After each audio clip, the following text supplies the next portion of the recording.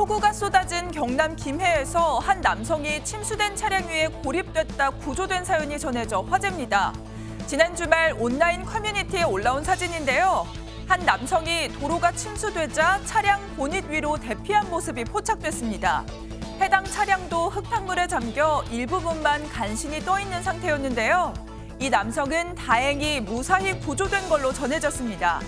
누리꾼들은 이 남성이 지난 2022년 서울 강남 침수 피해 당시 침수된 차 위에 체념하듯 앉아있어 화제가 됐던 서초동 현자와 비슷하다며 제2의 서초동 현자라는 별명을 붙였다고 하네요. 한강에 떠 있어야 할 수상 건물이 1층은 출입문이 거의 보이지 않을 정도로 물에 잠겼습니다. 침수로 건물은 한쪽으로 기울었습니다. 어젯밤 11시 50분쯤 서울 잠원 한강공원에서 수상 건물 일부가 물에 잠기는 사고가 발생했습니다. 가족들이랑 자주 오는 장소인데 저렇게 주저앉은 거 보니까는 조금 불안하고 저런 사고가 딴 데서 또 일어나지 않을까 좀 걱정이 돼요. 건물이 기울어지면서 입구로 연결되는 다리도 물에 잠겼습니다. 소방당국은 부력 장치에 이상이 생겨 균형을 잃은 것으로 보고 있습니다. 영업이 끝난 시각이라 일부 직원들만 남아 있었는데 무사히 대피해 인명피해는 없었습니다. 119 구조대원이 잠수 장비를 갖추고 저수지에 들어갑니다. 이틀간 쏟아진 비에 상류에서 흙탕물이 내려와 한 치 앞도 보이지 않는 상황. 줄 하나에 의지한 채 물속을 더듬어 봅니다. 수색대원들이 시계가 아예 나오지 않고요. 오로지 손의 감각으로서 저수지 바닥을 훑으면서 어제 오후 6시 30분쯤 전남 장흥군의 한 주택 앞에서 80대 남성이 급류에 휩쓸려 실종됐습니다. 당시 시간당 80mm가 넘는 극한호우가 쏟아지며 배수로가 침수된 상황이었습니다. 무릎까지 찼어요. 이 넘치고 물이 흘린 게. 치매를 앓는 아내가 주간보호센터에서 돌아오는 시간에 맞춰 마중을 나갔다가 발을 엇디뎌 변을 당했습니다. 마중 나오는데 피면 그때 이제 막 물이 불어날 텐데 비가 이렇게 내리면 좀 이따 오라면 되는데 시간 약속한다고 내려오지 않아가지고. 실종 다음 날인 오늘 오전 집에서 50m 떨어진 이곳 저수지에서 숨진 채 발견됐습니다. 경찰과 소방당국은 갑자기 불어난 물에 길과 배수로를 구별 못해 사고가 난 것으로 보고 정확한 경위를 조사하고 있습니다. 위쪽에서 조금씩 텀이 생기기 시작하더니 잠시 뒤 토사가 쏟아져 내립니다. 유네스코 세계문화유산인 김해 대성동 고분군 일부가 가을 폭우에 무너져 내렸습니다.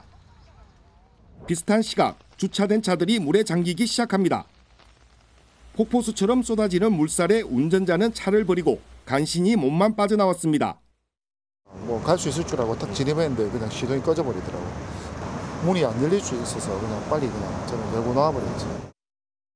비가 그치고 물이 빠진 주차장. 물에 잠겨 있던 차는 폐차밖에 할 수 없을 정도로 망가졌고 차들은 뒤엉켜 있습니다. 인근 하천이 범람하면서 물에 떠밀려온 차는 보시는 것처럼 아직 그대로 방치돼 있습니다. 마을이 침수돼 주민 대피령까지 내려졌던 경남 김해시의 한 마을. 방안까지 들어찼던 물과 함께 밀려온 진흙은 치워도 끝이 없습니다. 경남 창원시에선 한 4층짜리 빌라 옹벽 50m가 무너져 주민 50여 명이 대피했고 건물에 대한 긴급 안전진단을 벌이고 있습니다. 이미 옹벽은 앞으로 넘어져 있고 우리 집 쪽이랑 200km가 옹벽이 무너지가 유리창이. 지난 19일부터 사흘 동안 경남 창원에 529.4mm 등 경남과 전남 곳곳에 400에서 500mm 안팎의 강수량이 기록됐습니다. 이번 폭우로 부산과 경남, 경북 등 전국 7개 시도에서 1,500여 명이 대피했고 주택 170채가 침수됐습니다. 또 농가 밭 등 4천여 헥타르, 축구장 5,600개 넓이의 농경지가 침수돼 농작물 피해도 속출했습니다. 태풍 플라산이 열대저압으로 약해진 뒤 제주와 남해안을 향해 빠르게 이동하는 모습입니다. 플라산은 어제 새벽 중국 상하이 부근에 상륙한 뒤 초속 17m 미만 풍속인 열대저압부로 힘이 빠졌습니다.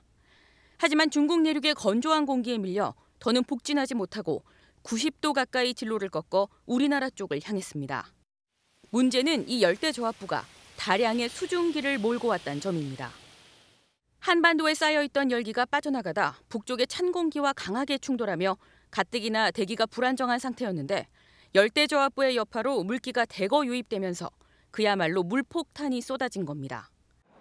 태풍은 소멸됐어도 바람의 기세가 더 강해진 것도 특징입니다.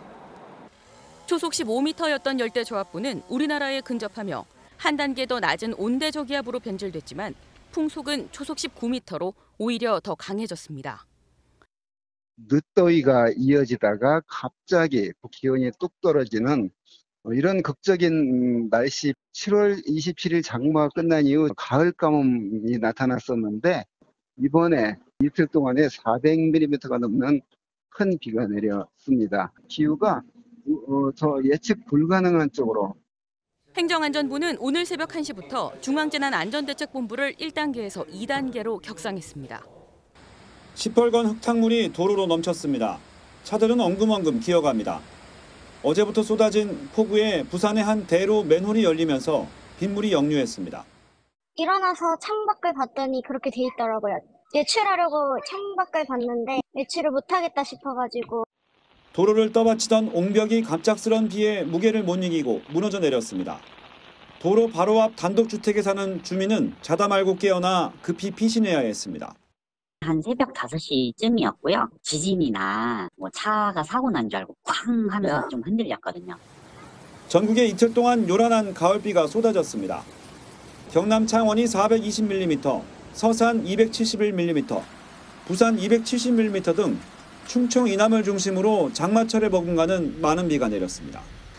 특히 창원엔 기상관측 이래 9월 1시간 강수량으로는 역대 최대인 시간당 104.9mm의 비가 쏟아졌습니다.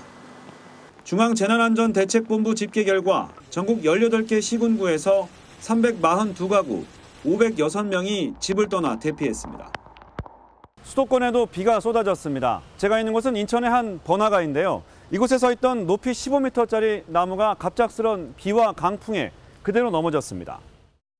곳곳에서 도로가 물에 잠기고 구조물이나 나무가 넘어지고 파손돼 수백 건의 신고가 각 지역에서 이어졌습니다. 전국 4개 철도 5개 구간에서 열차 운행이 중단됐고 인천항을 비롯해 전국 29개 항로에서 여객선 41척의 운항도 통제됐습니다.